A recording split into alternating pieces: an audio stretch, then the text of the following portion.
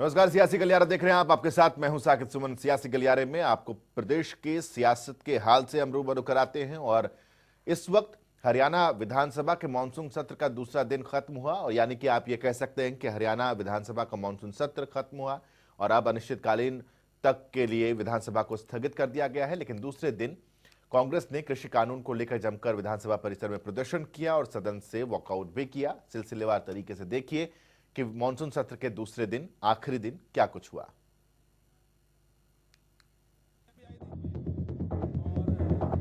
कृषि कानूनों को लेकर सड़क से शुरू हुआ हंगामा कांग्रेस ने विधानसभा में भी जारी रखा। पिछले कई महीनों से कृषि कानूनों के खिलाफ प्रदर्शन कर रही कांग्रेस ने विधानसभा सत्र के दौरान भी अपनी बात रखने और सरकार के घेराव में कोई कसर नहीं छोड़ी।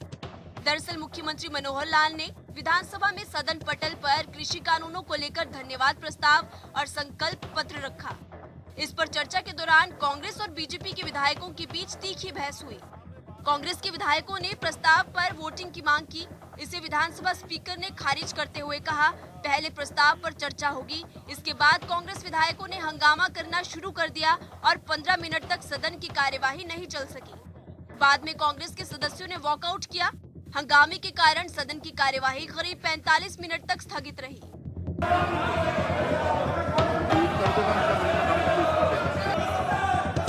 मुख्यमंत्री मनोहर लाल के हस्तक्षेप के बाद कांग्रेस विधायक अपनी सीटों पर लौटे। मुख्यमंत्री ने कहा, कांग्रेस विधायक चर्चा के लिए तैयार हो। हम रात 12 बजे तक ही नहीं बल्कि कल सुबह तक भी इस मुद्दे पर बहस के लिए तैयार है। मुख्यमंत्री कृषि कानूनों पर संकल्प पत्र में कहा कि कृषि उपज व्यापार एवं वाणिज्य अधिनियम, किसान मूल्य आश्वासन और कृषि सेवा अधिनियम और आवश्यक वस्तुओं को अधिसूचित किया गया है। पहले अधिनियम का उद्देश्य किसानों को अपनी उपज किसी भी व्यक्ति को कहीं भी और अपने मनपसंद मूल्यों पर बेचने का विकल्प उपलब्ध कराना है। दूसरे अधिनियम का उद्देश्य किसान को उस समय सुरक्षा प्रदान करना है जब वो अपनी फसल को बेचने के लिए कोई अनुबंध करता है। तीसरा अधिनियम कृषि विपणन को सरल करता है और केवल असाधारण परिस्थितियों में भंडारण सीमा को लागू करता है। पहले अधिनियम का उद्देश्य किसानों को अपनी उपज किसी भी व्यक्ति को कहीं भी और अपने मनपसंद मूल्य पर बेचने का विकल्प उपलब्ध करवाना है। दूसरे अधिनियम का उद्देश्य किसान को उस समय सुरक्षा प्रदान करना है जब वह अपनी फसल को बेचने के लिए कोई अनुबंध करता है। तीसरा अधिनियम कृषि विपणन को सरल करता है और केवल असाधारण परिस्थितियों में भंडारण सीमा को लागू करता है। संकल्प पत्र में कहा गया कि ये अधिनियम किसानों को अधिक सशक्त बनाएंगे और कृषि ढांचा मजबूत होने के साथ साथ किसानों को बेहतर आय प्राप्त हो सकेगी।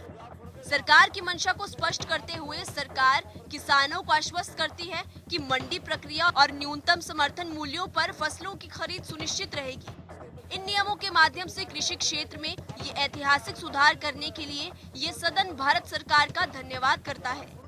धन्यवाद प्रस्ताव पर चर्चा के दौरान विपक्ष के नेता भूपेंद्र सिंह हुड्डा ने कहा कि सरकार चौथा कानून बनाए जिसमें सुनिश्चित किया जाए कि किसानों की फसलें न्यूनतम समर्थन मूल्य यानी कि MSP पर ही खरीद होगी और ऐसा नहीं करने वालों के खिलाफ कार्रवाई होगी। हम MSP देंगे मंडी में, जो मैंने तीनों पढ़े हैं। और चौथी इन्होंने कहा होर्डिंग की बात की। चार मुख्य मुद्दे हैं इसमें जो इन्होंने बात की। होर्डिंग में कभी भी चल सकते हैं, एक्स्ट्राऑर्डिनरी सर्कमस्टांसेस में होर्डिंग को हम रोक सकते हैं। लेकिन आज इन उनके एक्ट के अनुसार कोई कितनी होर्डिंग करे कोई रुकावट नहीं। यहाँ तक कि आलू और प्याज जो गरीब आदमी खाता है वो भी होर्डिंग कमेटी से बाहर निकाल दिए गए, ताकि गरीब आदमी, आज आलू इतना महंगा क्यों हो गया, प्याज क्यों इतना महंगा हो गया, टमाटर क्यों इतना महंगा हो गया जो 1 रुपए किसान का था, इसका क्या नतीजा होगा। इसके बाद कांग्रेस विधायक प्रस्ताव पर वोटिंग की मांग करने लगे और अपनी सीटों पर खड़े हो गए। इस पर विधानसभा अध्यक्ष ज्ञानचंद गुप्ता ने कहा कि कांग्रेस के सदस्य चर्चा से क्यों बच रहे हैं। मुख्यमंत्री मनोहर लाल ने कहा, पहले प्रस्ताव पर चर्चा होगी, उसी के बाद वोटिंग करवाई जाएगी। इसी दौरान संसदीय कार्य मंत्री कंवरपाल गुर्जर भी खड़े हो गए। गुर्जर ने कहा, कांग्रेस किसान विरोधी है और किसानों को बरगला रही है। बीजेपी विधायकों ने किसान विरोधी मुर्दाबाद और भारत माता जिंदाबाद के नारे भी लगाए।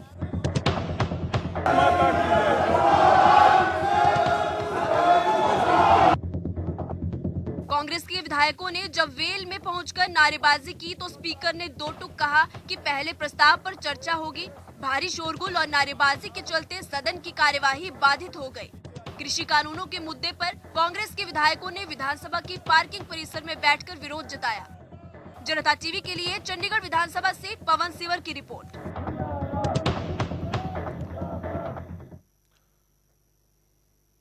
जब विधानसभा में पंचायती राज द्वितीय संशोधन विधेयक पारित हुआ, राइट टू रिकॉल प्रस्ताव भी सदन में पारित हुआ। पंचायती राज में महिलाओं को अब 50% आरक्षण मिलेगा और पिछड़े वर्ग के लोगों को 8% आरक्षण दिया जाएगा। डिप्टी सीएम ने इसको लेकर क्या कुछ कहा, सुनिए जरा। उपाध्यक्ष महोदय, मैं हरियाणा पंचायती राज द्वितीय संशोधन विधेयक 2020 प्रस्तुत करता हूं। मैं ये भी प्रस्ताव करता हूं कि हरियाणा पंचायती राज द्वितीय संशोधन विधेयक पर तुरंत विचार किया जाए। प्रस्ताव प्रस्तुत हुआ कि हरियाणा पंचायती राज द्वितीय संशोधन विधेयक पर तुरंत विचार किया जाए। प्रश्न है कि हरियाणा पंचायती राज द्वितीय संशोधन विधेयक पर तुरंत विचार किया जाए। जो इस प्रस्ताव के पक्ष में कृपया हाँ कहे, जो इस प्रस्ताव के विपक्ष में कृपया ना कहें। हाँ पक्ष की जीत हुई, हाँ पक्ष की जीत हुई। प्रस्ताव स्वीकृत हुआ। सदन से वॉकआउट के बाद जनता टीवी से कांग्रेस के विधायक किरण चौधरी ने खास बातचीत की। इस दौरान उन्होंने क्या कुछ कहा, सुनिए जरा। हरियाणा विधानसभा के दूसरे और अंतिम दिन की सदन की कार्यवाही में कृषि कानूनों के मुद्दे पर काफी हंगामा देखने को मिला है। कांग्रेस ने इस मुद्दे पर प्रस्ताव जो सरकार लेकर आई थी उस पर वोटिंग करवाने की मांग की और इसको लेकर जो सत्ता पक्ष और विपक्ष के बीच में काफी तल्खी देखने को मिली और आखिरकार विधानसभा अध्यक्ष ने कांग्रेस के कई विधायकों को नेम कर दिया। मेरे साथ बातचीत करने के लिए कांग्रेस की विधायक किरण चौधरी हैं। मैम, इस पूरे मामले में आपकी क्या मांग थी? चूंकि सरकार कह रही थी कि कांग्रेस जो है वो चर्चा से भाग रही है, चर्चा नहीं करना चाहती। ये बिल्कुल गलत बात है और भ्रमित करने वाली बात है।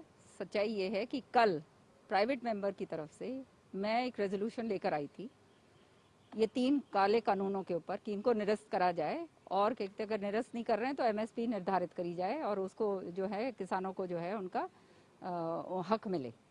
तो वो जो है बगैर किसी चीज के उन्होंने रिजेक्ट कर दी। कल जो रेजोल्यूशन मैं लाई थी वो तो इन्होंने रिजेक्ट कर दिया।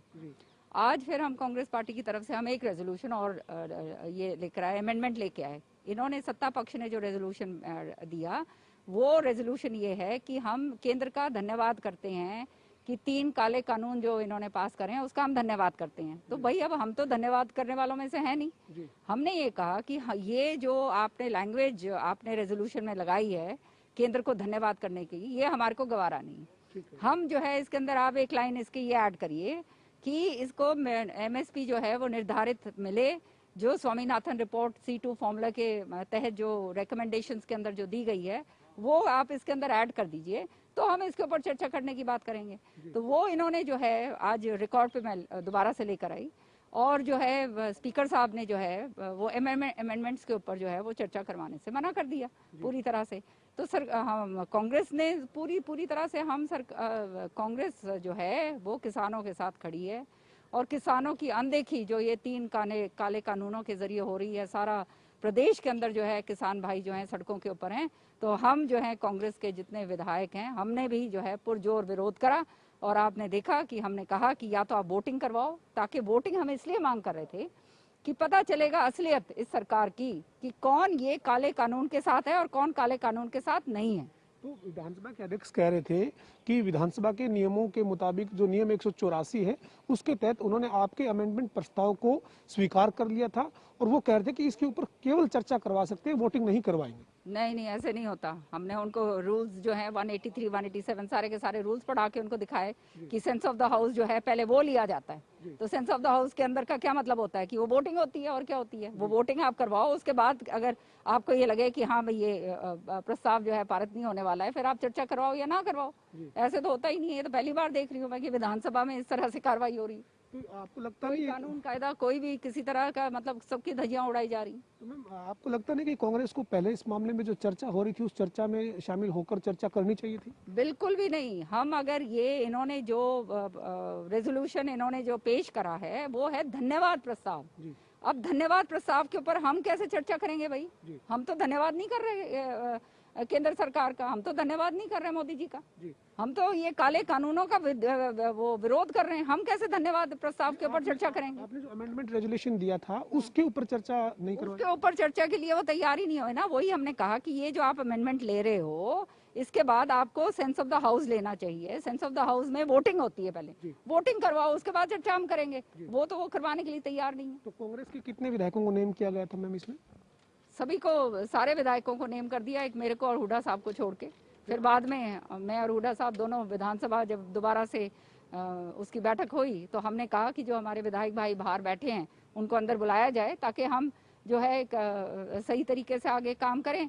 तो उन्होंने कहा कि नहीं, आप अगर विरोध करोगे तो आप भी बाहर जाओ। तो फिर मैं और हुड्डा साहब दोनों बाहर आ गए। तो यानी आप ये कहना चाहते हैं कि कांग्रेस जो कृषि कानूनों के मुद्दे पर चर्चा चाहती थी, वोटिंग चाहती थी, उससे सरकार बच रही थी?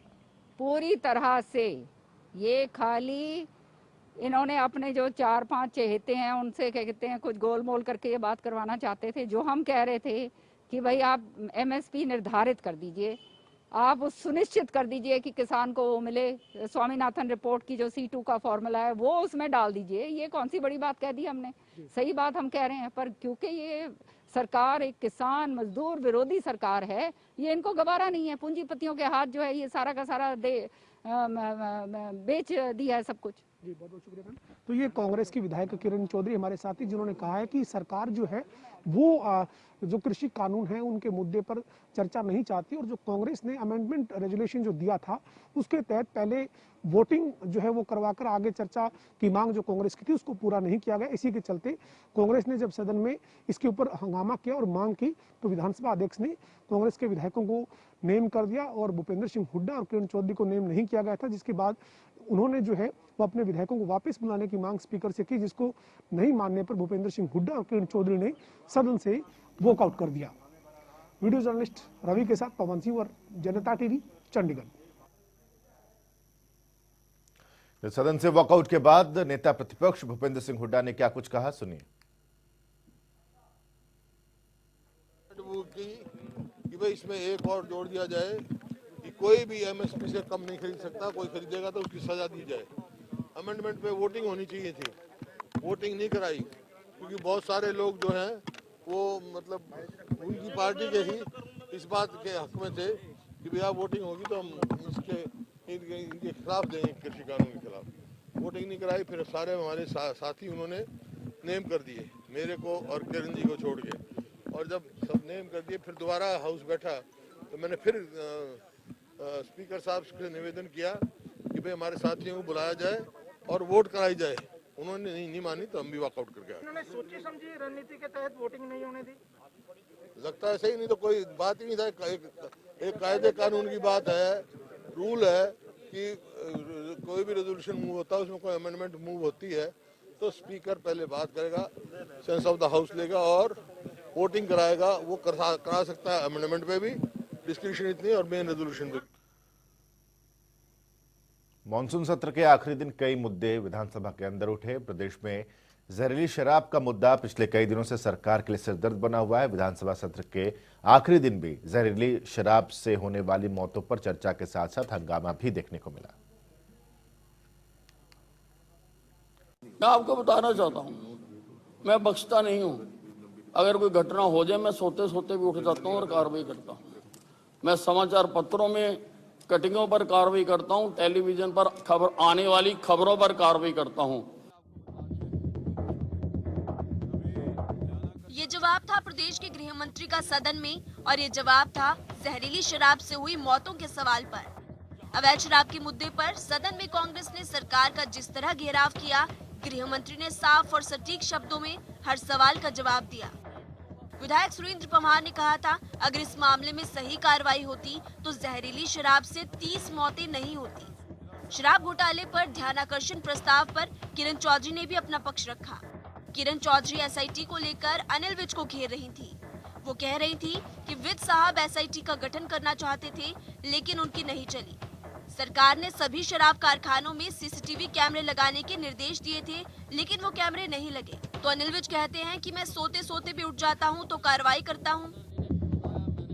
मैं आपको बताना चाहता हूँ, मैं बख्शता नहीं हूँ। अगर कोई घटना हो जाए मैं सोते सोते भी उठ जाता हूँ और कार्रवाई करता हूँ।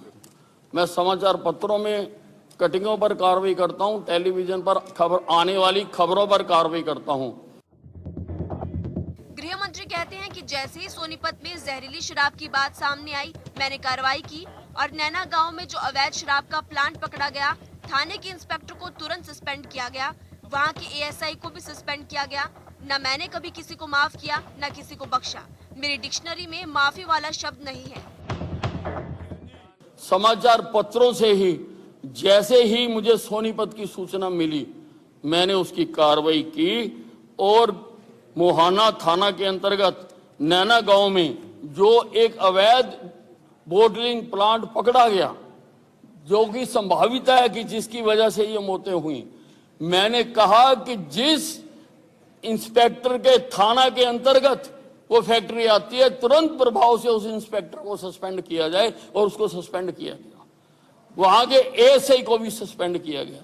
बहन जी, मैं किसी को भी बख्शने वाला नहीं हूं, मैं किसी को भी आज तक मैंने माफ नहीं किया। मेरी डिक्शनरी में वो खाना नहीं है, माफी का खाना नहीं है मेरी डिक्शनरी में। इतना ही नहीं, विज कहते हैं कि खबर है कि 17 लोगों का अंतिम संस्कार सोनीपत में हुआ, लेकिन मैं सबको शराबी का दर्जा नहीं दे सकता, उसमें नॉर्मल लोग भी शामिल थे। शमशान घाट में 2 दिन में 17 लोगों का संस्कार हो गया। बहन जी, अब सिर्फ इसी बात से हम 17 को होश ट्रेजेडी तो नहीं कह सकते हैं। उसमें नॉर्मल लोग भी हो सकते हैं, जिनकी नॉर्मल डेथ हुई हो। शराब वाले भी हो सकते हैं, लेकिन नॉर्मल भी हो सकते हैं। तो मैं सबको तो शराबी नहीं मान सकता। कल को किसी का बेटा आके मेरी गिरबान पकड़े कि मेरा बाप तो शराब को देखता भी नहीं था, आपने उनका नाम शराबियों में लिख दिया। किरण चौधरी के शराब माफियाओं पर शिकंजा न कसने पर विज सदन में कहते हैं कि हमने डीसी को आदेश दिए कि सर्च अभियान चलाया जाए। जिस दुकान से शराब बिक रही थी वहां गए, एफआईआर की। विज ने ये भी कहा कि विज किसी को नहीं छोड़ेंगे।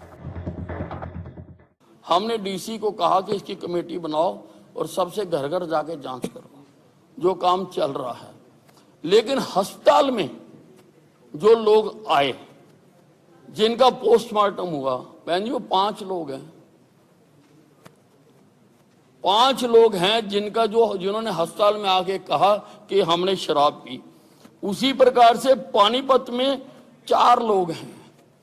हमने उसके साथ ही सारे सोनीपत में सर्च अभियान चलाया और जो शुगर मिल है उसके सामने एक दुकान का पता लगा जहां से शराब बिकती थी। हमने उसको भी पकड़ा और उसके खिलाफ भी एफआईआर दर्ज की है। जी हाँ, तो मानसून सत्र खत्म हो गया, लेकिन काफी हंगामेदार ये मानसून सत्र रहा और इससे निकलकर बहुत सारी बातें आई हैं। 7 विधेयक भी इसमें पारित किए गए हैं। सियासी गलियारे में आज के लिए बस इतना ही। छोटा सा ब्रेक ले रहे हैं। ब्रेक के बाद इसी मानसून सत्र पर देखिए पॉलिटिकल पंचायत मेरे साथ।